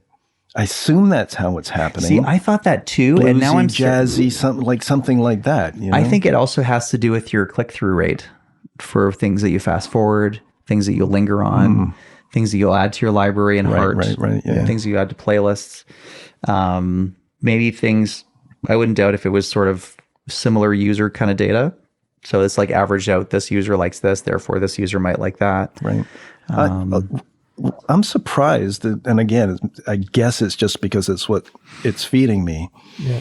But all of the stuff that I'm liking and saving to my playlists, and it's all female singers. Oh wow! Yeah, yeah. I like a lot of female singer stuff too. I don't know if you find this with your family, but I find a lot of times we're drawn to listen to the opposite sex. I don't know what it is. Like I like male singers, like we were saying about Sinatra and Nat King Cole, all those guys. Yeah. I just don't hear them. Yeah, but I think that's even a phenomenon even outside of Spot. I think it's been that way for a long time. Are there more female artists? Is that what that is? Are there more female singers? Like, think of like who were all the major like vocalists, not bands or whatever of the last 20 years. Yeah. Yeah, like solo artists are more female? Yeah, like singers. I think you might be right there. Who are the male vocalists that are as big as Mariah Carey or whoever, Taylor Swift. Yeah. Obligatory mention. Obligatory. We have to talk about Taylor Swift in every show. Easter egg.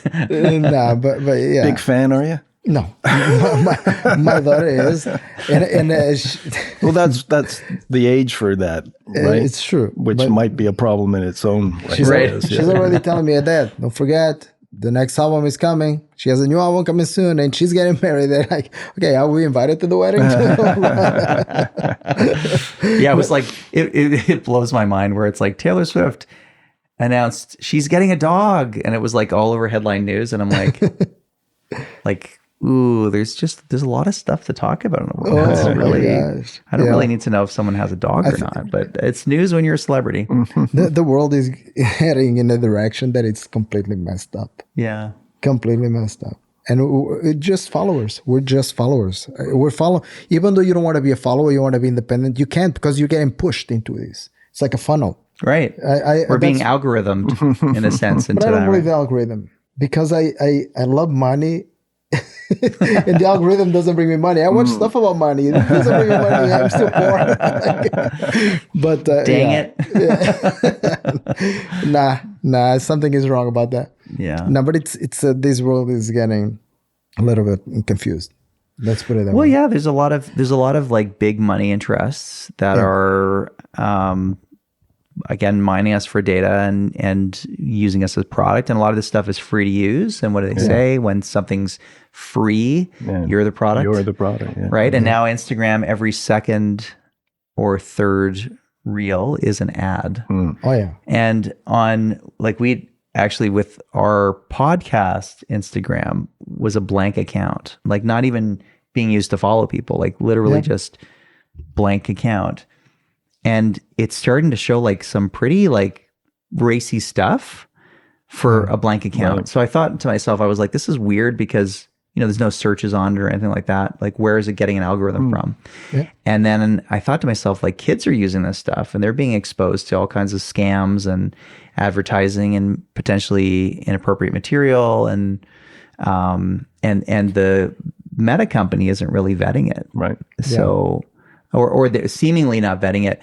They've said they've done tests with blank Facebook accounts, where people have just started a Facebook account and immediately they get fed with divisive, and potentially aggressive or hateful material, and it makes you want to engage. Right, yeah. And so it's just, these are the posts that get the most engagement. Like if something fuels your fire, you're like, oh, I'm going to go in there and start engaging. Yeah. But, again, It's working for somebody. Yeah. Somebody Oh, is that's for sure. benefiting from all of this. Yeah. who is the conspiracy tinfoil hat time? Who is the they, as in that's what they say? Yeah. Or they, Only they know. right. It's getting very political. There's always a they behind something. Oh man, they just want this to happen, or they just want, So I always wondered that, like, who is that, and will it ever be known? And are there interests above the levels that we are aware of that are kind of coming down and influencing things for, potentially, I mean, even if it's only as nefarious as, greed and power, which it's bad enough, that it's pretty alarming, I think. Yeah, I think it's reasonable that, there are sort of levels of society, right? And most people are kind of in this middle level. There's people who've fallen below that. And there's a level above that of powerful, wealthy people. And none of those levels have any connection to each other. Right. Yeah.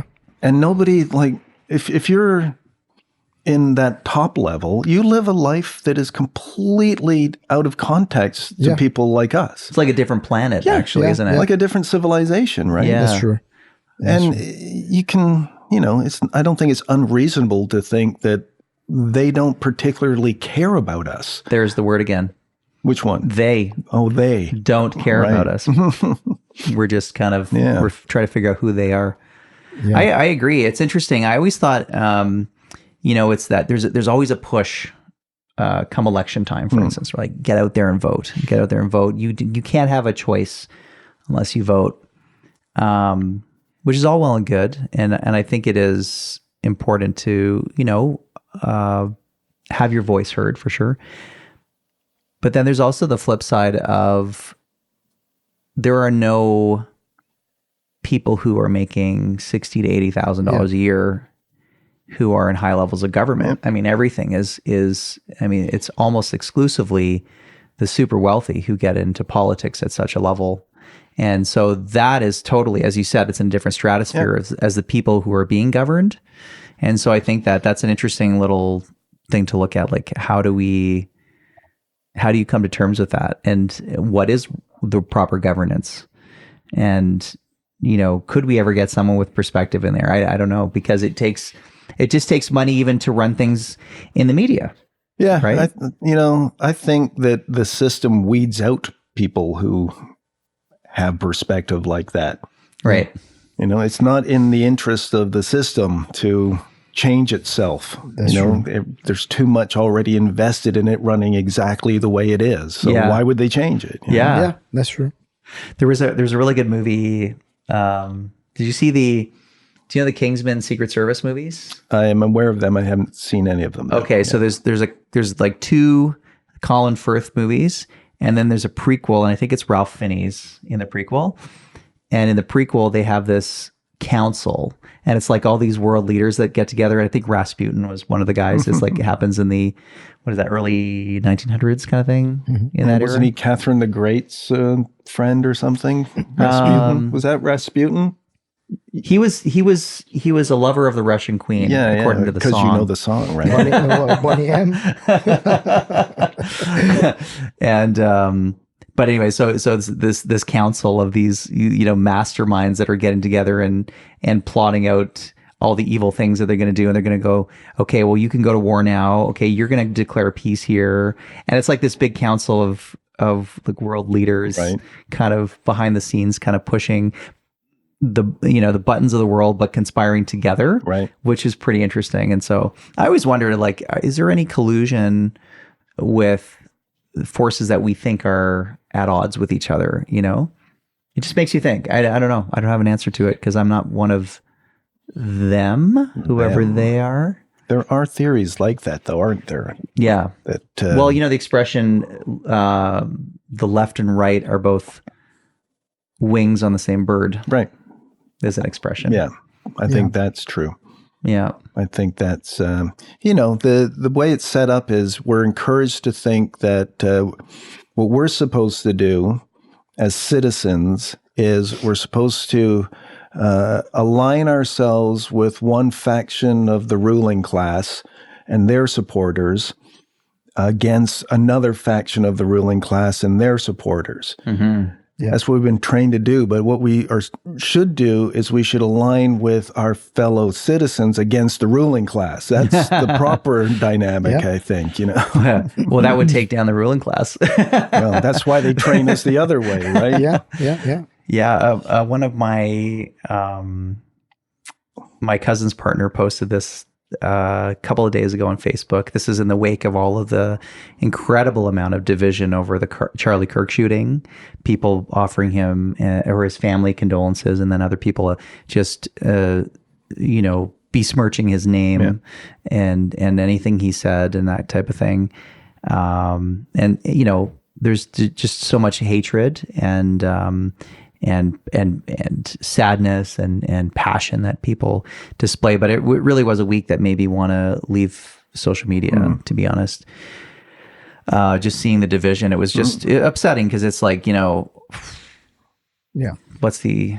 It's demoralizing, right? It's demoralizing, right? It's no human unity, in a sense, right? And, over something that you assume we can all go, that's terrible, right? Yeah, of course. I mean, condoning violence is just that's never something that I would ever support. We're going back into the medieval times.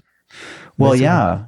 But it's interesting because my cousin's partner posted this thing and he said he was using an example of the witch hunt, and so they would go and like whisper, there are witches among us. Like everyone keep a vigilant eye. And then everyone would be whispering to their neighbors about who was a witch or, where they live in this fear and paranoia. And then eventually they didn't even need to do anything else because everyone just lived in fear. So then they could control, they could control them. And then, there would be a fall person kind of thing. But that the whole idea was that, spewing that division was all through fear, potentially, right? It's often through the illusion of security sometimes, right? Like, it's always through that illusion. I think. Exactly. Right? That's a big one, right? And it's like, we're doing this for your own good. It's for your protection. People looking, like in times of crisis, we always look for someone to lead us. Yeah. We need someone to tell us what to do and where to go because we want to be able to blame somebody if it doesn't go right. And I think that's mainly our fault for not wanting to take onus in a decision. We want to follow. We want to be told this is the course of action and this is the right thing to do. I think there's a way bigger impulse in people to do that than is generally talked about. Yeah. To follow, they just want to be told what to think. Yeah. I think so too. And I don't know why that is. I think it's easier. I guess it's easier, right? Is it that we've fostered a society now that doesn't encourage free thinking as much? And I wonder if it's almost the opposite, that for a brief period of time we fostered a society that did encourage independent thought. Right. And now we've gone back to the norm. So was this where people are? Was that like a 30-year period, kind of between the 60s and the 90s kind of thing, you would think? Or probably, probably before that, probably, maybe as far back as the Enlightenment to maybe the 60s or 70s or something like that. Wow. Maybe. That was when it started to wear off, because when I was growing up, like my dad's version of discussion and debate, he was very kind of politically aware and liked to debate and to argue, was that you could have like pretty strong disagreements about subjects with your friends, and then, okay, see you next week for a drink, and we'll It wasn't personal. It wasn't Right. Whereas now it's everybody's so in their own silo. Absolutely. Yeah. And it's more about the side you're on. It's more about, no, but we're the good people, and the good people think this. And everybody And thinks that they're the good guy. And That's the funniest of course, thing, everyone right? thinks they're the good guy. Yeah, right? everyone thinks they're on the right side of history, and that's very alarming because anytime new information is presented, you could change your mind and you could say, oh, well, you know what? In light of what I just learned, I'm changing my opinion on that. But it's like people are doubling down. And I will say right now that there are a lot of things that people are really going to bat for right now today that in 10 years are going to look back and they're going to cringe about. They're going to totally cringe about without going into the specifics. I'm sure everyone can, self-explanatory. But And you think COVID will bring a different thing to the world? Okay, now we've got to be more human. Now, because of this, we got to be closer as human beings. Nah, I don't feel it. I feel the opposite. Went apart. Do you know that? So it's quite interesting, actually. So aside from, there were so many missteps, obviously, during COVID, and we don't have to get into all that stuff necessarily. But there was one interesting thing that was brought to my attention recently. And that is the energy in your body actually radiates outside of your body. Like, we're all electrical, right? We have an aura. They can do Kirlian photography, which shows you can see the aura and all that stuff. It's our electrical fields and everything, right? That projects out 6 feet from your body. And that made me think. During COVID, we had the 6-foot lockdowns, which were, you have to distance yourself maybe just outside that personal bubble. So it's almost like you can't feel someone's connection being outside of that, whether or not deliberate that was. Deliberate. Right? seems a little bit like, a little bit convenient that was the case. And again, coupled with the algorithms, which are now siloing even person to person. So everyone's getting a different version of the app, right? The feed, right? Your society looks completely different. Some people, I know a couple of people who are so depressed about the state of the world, but it's because of what they're being fed. If they didn't go online, they wouldn't feel this way. Sure. They wouldn't feel this way if they got outside and talked to somebody in a room and that type of thing. So I really wonder, if part of it is this kind of distancing of people being together in rooms and exchanges of energy, positive, things like, I'm looking in the whites of your eyes, and I can make a compelling argument about something. We might disagree on something, but you'll still respect. That's a huge part of it, too.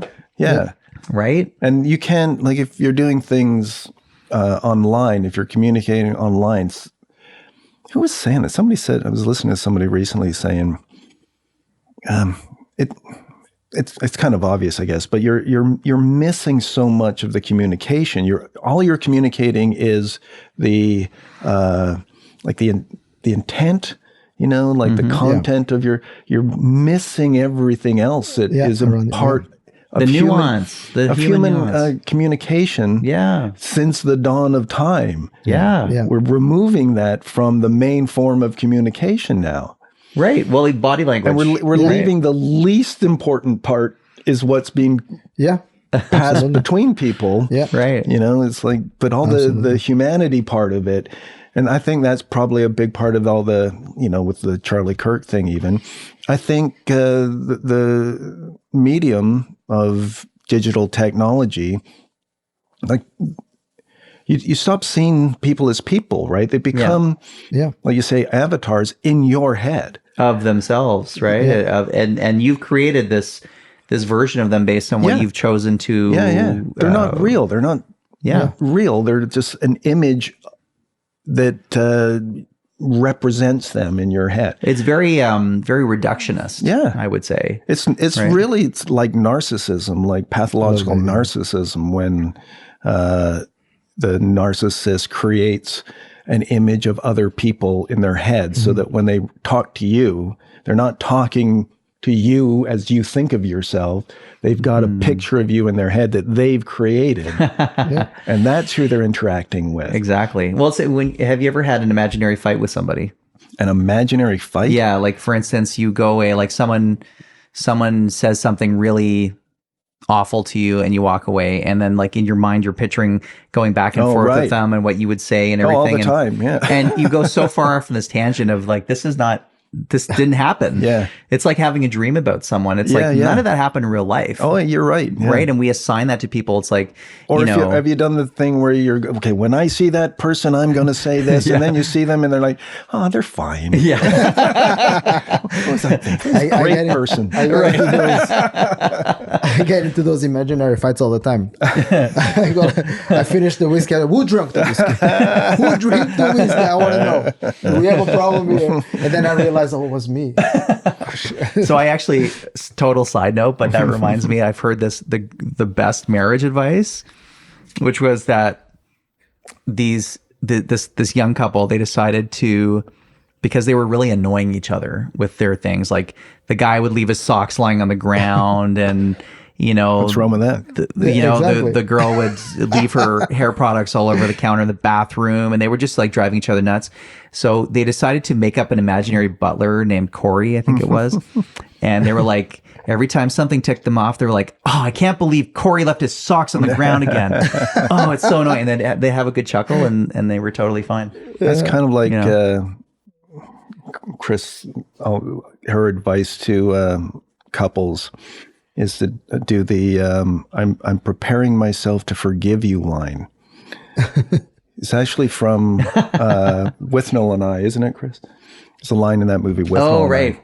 But it's like whenever, if you have a disagreement, an argument with your spouse, and if you're the one who is in the wrong, and we all know that when there's those fights where you go, yeah, it was me. I know. I went too far.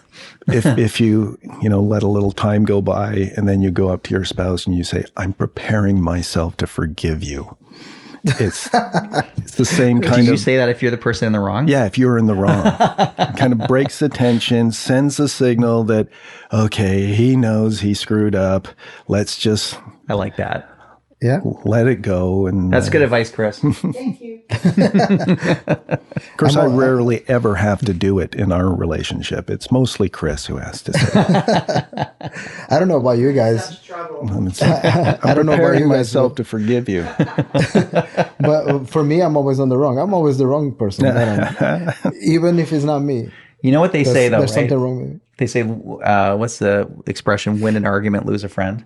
That whole thing. So it's like sometimes, I'm definitely not wrong here, but I'm going to just try to reestablish the peace. Yeah. What's your priority, right? Is it to be right, like or long-term peace is more important, right? It's very easy to make sure that the guy with an accent. it's very easy to tell him, hey, it's your fault. Because he has an I'll accent. keep that in mind. Yeah, always. It's so his the fault. Rolling Stones, my right? fault. That's it's my fault that they're better than the Beatles. It's my fault. I'm preparing myself to forgive you. Nah, they're not better. Anyways, man, this has been good. Yeah, man. What time is it? 6. We're here for 2 hours now. 2 hours. just getting started, aren't we? Oh, I wait, know. no. And another thing, I just wanted to mention one more thing about your artwork. Yeah, I just think it really has moved me in a lot of ways. Like I'm very drawn to the symbolisms and things like that you put in the art.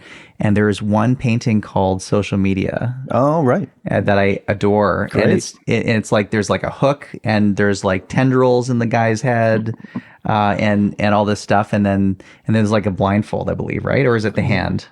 Someone is doing that. the hand, right. Isn't that the one that we... Yeah, I showed you that, right? Really good. Really good. It's wild. And so I love that you're you've captured in a visual form the feeling of kind of what I can't put into words really about how I'm feeling about how we're being sort of played by the algorithm and everything. So I just thank you for that and Oh, that's keep great. it up. And What's interesting about that was from a whole series of black and white paintings. Yeah. With people with their eyes covered and stuff. Yeah, right? that's really good. And I had a show in my gallery in Australia, Jackman Gallery, with those, like 2015 or something like that, maybe a few years ago. yeah. And I think I sold one piece, and they kept a few things, but I brought most of them back home. Right. And then like a year before that, they asked for that piece. No way. And a couple other ones. Wow. Yeah. And I think what happened was, without tooting my own horn too much, I think it was ahead of its time. I think it was a little bit. Yeah, I remember seeing it years ago first. It was back, 2015-ish, yeah, right? around Yeah, there, yeah. Totally. So it. the same gallery asked for it back. And I'm thinking like, well, you had it before, you could have kept it. But It was too ahead of its time. But I think kind of it might have been that the way people were relating to social media at the time was just benign. It's just and it's just now it's sort of caught up to now it's actually in you in a sense, right? Push into it. And unpredictable dangers and I think artists in a lot of cases, you know how we say we tap into a song or something that comes out of the air and you're like, this is something creative that I'm tapping into. It's often for the future in a weird way. It's that's like what we're it's tapping into supposed to be. something That's what it's supposed to be. Is like that we have if you're feeling. an artist, you're kind of like picking up the vibes or the whatever's going on a little bit before. Yeah. That's your job. Right? Is to kind of show that. Yeah. so and that to convey people the emotion of a moment yeah. and even to comment on Well, I mean, I think it's things even are. true for like landscape painting or something, right? It's something that you could drive by and not notice. Yeah. But if a good painter takes a moment, he's seen something that he's really noticed, and then you see the painting, and I've seen this with people where they connect with it because it's not like a photograph. It's not like, well, that's exactly that thing. Yeah. It's whatever the artist has seen. Yeah. You now gets translated into something universal. On a different kind of level. I sound like a prat now, don't I? I think though it's almost like if you look at something you can't like talk about art without sounding like a prat. I know. it's true though, but I even think about film. Film is filmed at 24 frames a second. It's not hyper realistic, and that separation from reality actually creates that emotional response.